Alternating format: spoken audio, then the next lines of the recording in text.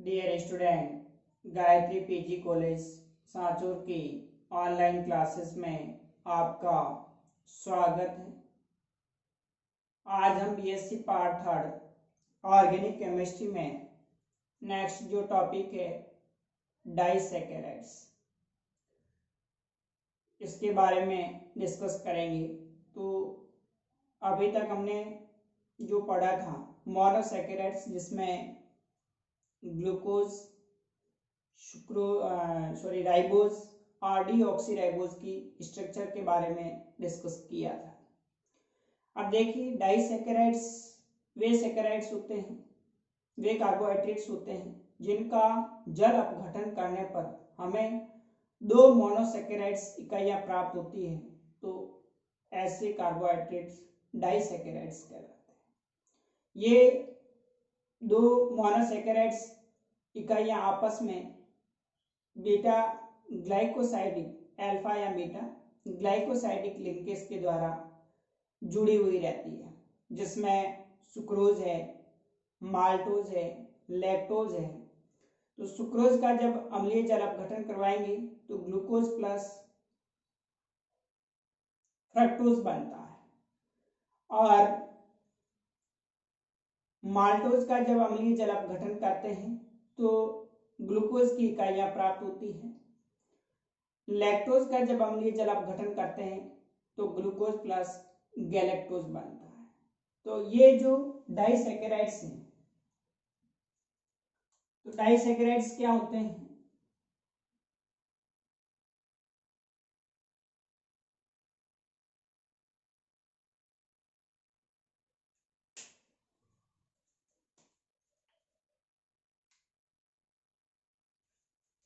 ऐसे कार्बोहाइड्रेट्स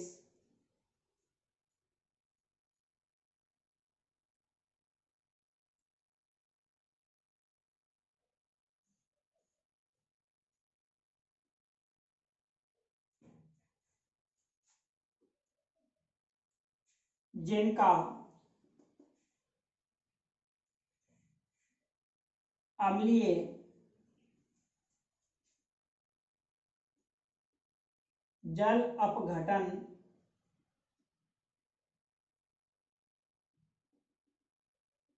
करने पर दो मोनोसैकेराइड्स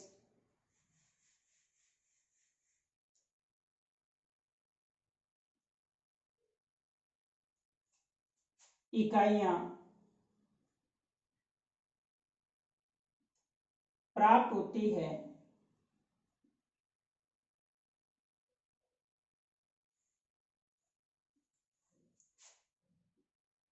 तो इसे डाइसैकेराइड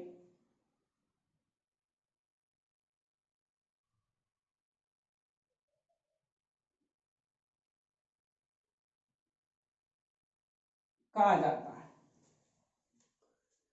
तो डाइसैकेराइड जिनका अम्लीय जल अपघटन करने पर दो मोनोसैकेराइड्स इकाइयां प्राप्त होती हैं, दो मोनोसैकेराइड इकाइयां देते हैं, तो ऐसे कार्बोहाइड्रेट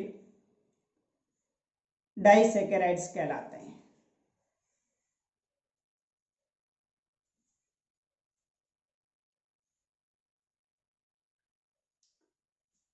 फॉर एग्जाम्पल,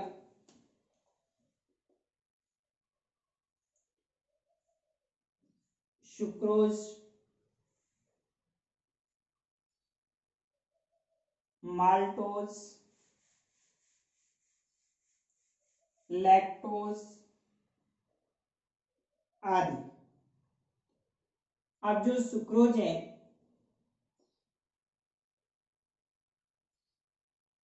C12H22O11, इसका अम्लीय जल अपघटन किया जाता है डायल्यूट HCl की उपस्थिति में।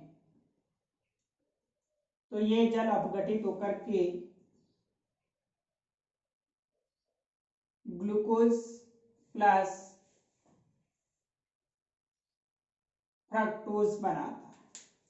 दो मोनोसैकेराइड इकाइयां प्राप्त होती हैं, एक ग्लूकोज की और दूसरी फ्रक्टोज की। ऐसे प्रकार से जब माल्टोज का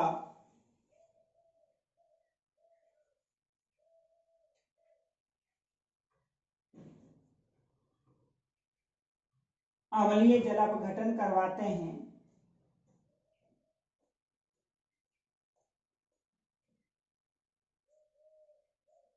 तो 2 इकाइयां ग्लूकोज की प्राप्त होती है। माल्टोज के जलापघटन से दोनों मोनोसैकेराइड इकाइयां ग्लूकोज C6H12O6 प्लस C6H12O6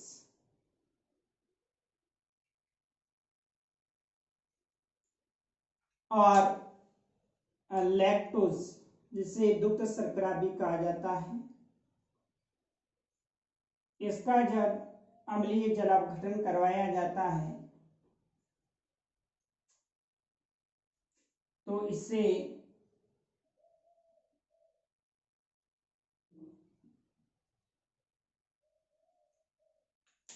एक इकाई ग्लूकोज की और दूसरी इकाई गैलेक्टोज की प्राप्त होती है। तो ये सुक्रोज, माल्टोज, लैक्टोज, इन्हें डाइसैकेराइड्स कहा जाता है। सुक्रोज के जलापघटन से ग्लूकोज प्लस फ्रक्टोज बनता है। माल्टोज के जलापघटन से 2 इकाइयां ग्लूकोज की प्राप्त होती हैं और लैक्टोज के जलापघटन से ग्लूकोज प्लस गैलेक्टोज बनता है। ये जो इकाइयां होती है 2 मोनोसैकेराइड्स की, वो आपस में ग्लाइकोसाइडिक लिंकेज यानी ग्लाइकोसाइडिक बंध द्वारा जुड़ी हुई रहती है। दोनों मोनोसैकेराइड इकाइयां आपस में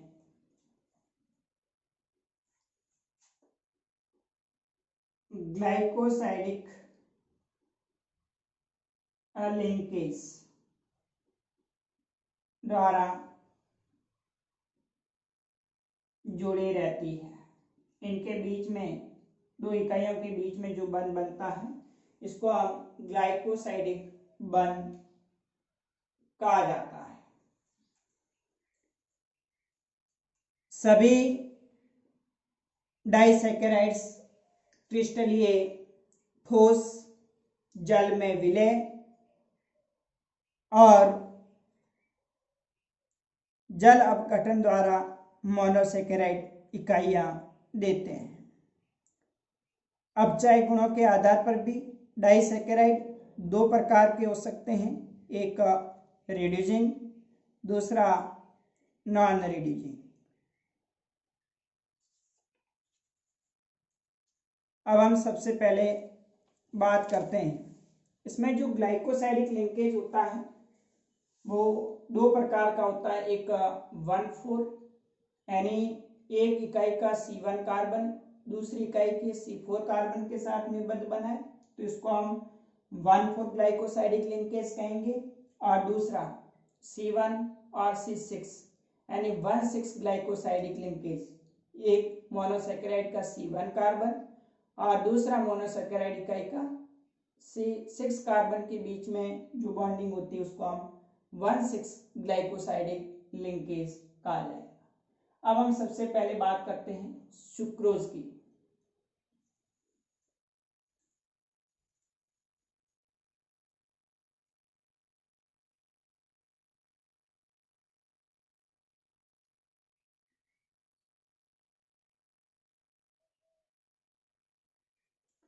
तो देखिए सुक्रोज जिसका मॉलिक्यूलर फार्मूला अणुसूत्र जो है C12H2O11 है। इसके जल अपघटन से ग्लूकोज और फ्रक्टोज 2 मोनोसैकेराइड इकाइयां प्राप्त होती है। अल्फा डी ग्लूकोज होता है और बीटा डी फ्रक्टोज होता है।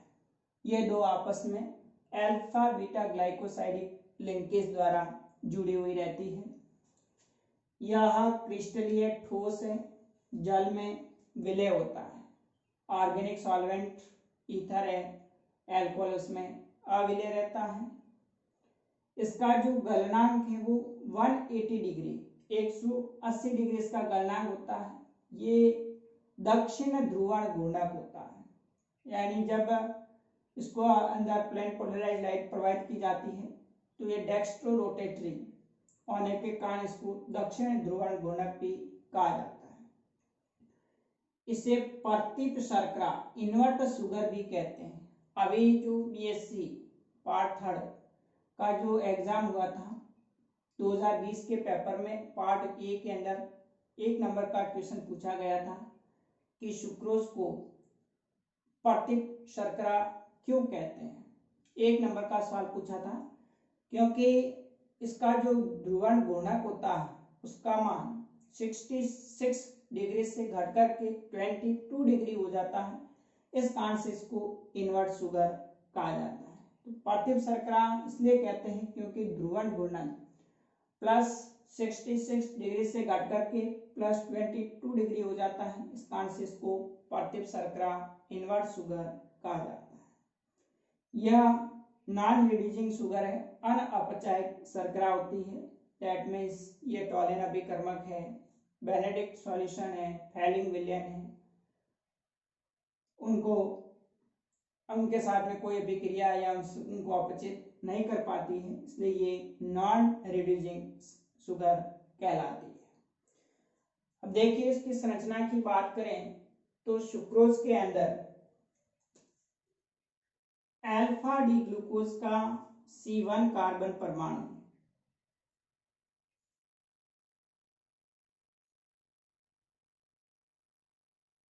दो मोनोसैकेराइड इकाइयां होती हैं। एक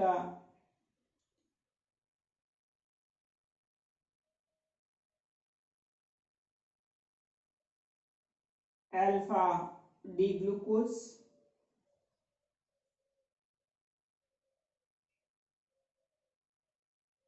का C1 कार्बन और beta D fructose.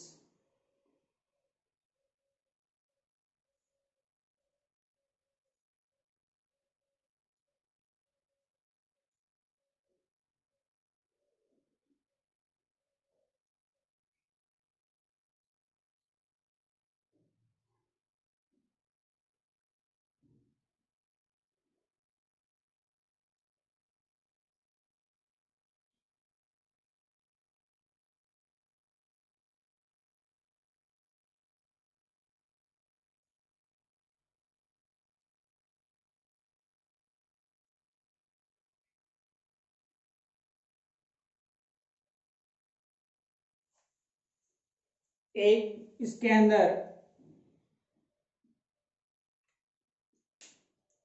Alpha D glucose इकाई होती है,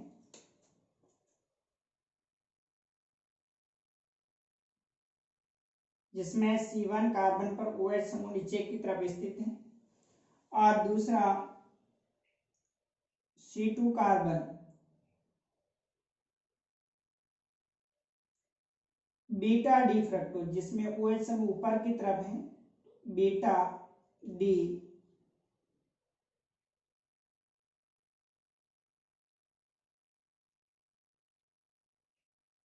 फ्रक्टोज है। अल्फा डी ग्लूकोज और बीटा डी फ्रक्टोज, ये दो इकाइयां आपस में एक H2O मॉलिक्यूल, जब इसका जल अम्लीय जल अपघटन करते हैं H2O अणु रिमूव हो जाता है।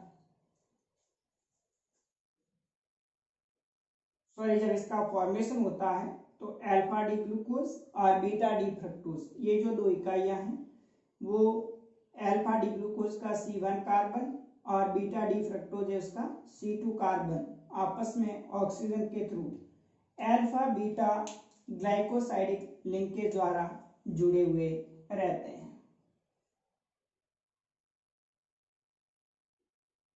जिसको हम अल्फा बीटा ग्लाइकोसाइडिक बंधन कहा जाता है।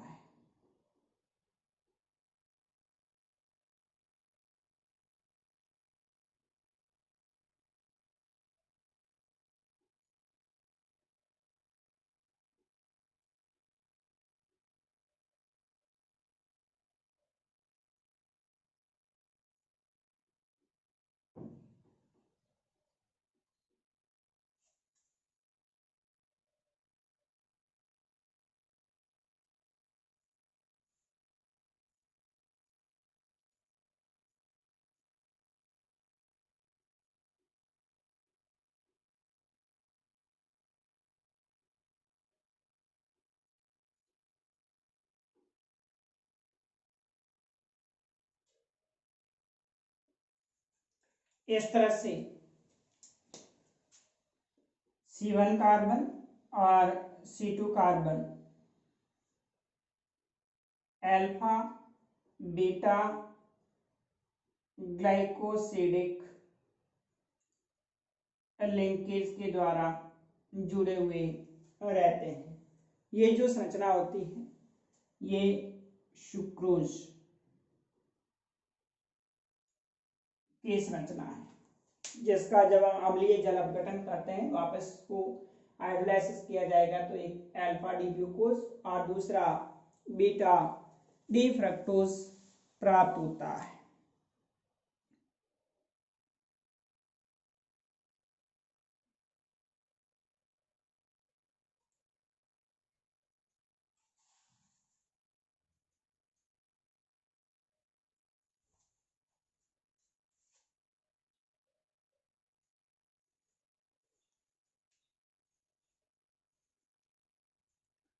तो एग्जाम में सवाल पूछ सकते हैं कि सुक्रोज में किस प्रकार का बंधन उपस्थित होता है। अल्फा बीटा ग्लाइकोसाइडिक बंधन होता है।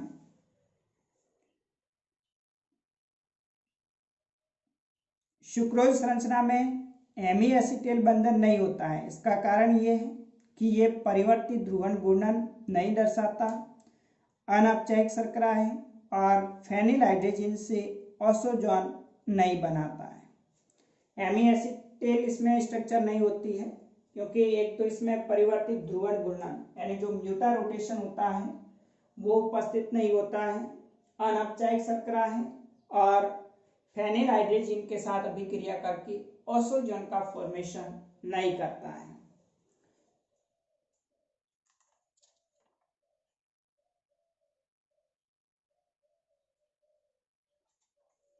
तो ये जो सुक्रोज है इसका अम्लीय जल अपघटन या फिर इन्वर्टेज एंजाइम की उपस्थिति में भी ये जल अपघटित होकर के ग्लूकोज प्लस फ्रक्टोज इकाइयां लेता है। इस कारण से थोड़ा ध्यान रखना कि जो सुक्रोज है उसका इन्वर्टेज एंजाइम की उपस्थिति में बताइए क्या उत्पाद बनेगा, तो उसमें भी ग्लूकोज प्लस फ्रक्टोज दो मोनोसैकेराइड इकाइयां प्राप्त होती है। या ऐसे भी पूछ सकते हैं कि सुक्रोज कौन से एंजाइम द्वारा जल अपघटित होकर के ग्लूकोज प्लस फ्रक्टोज बनता है, तो इन्वर्टेज एंजाइम की उपस्थिति के अंदर। अब हम नेक्स्ट जो अगला डाइसैकेराइड्स है लैक्टोज और माल्टोज है उसके बारे में अगले लेक्चर में डिस्कस करेंगे। Okay, thank you.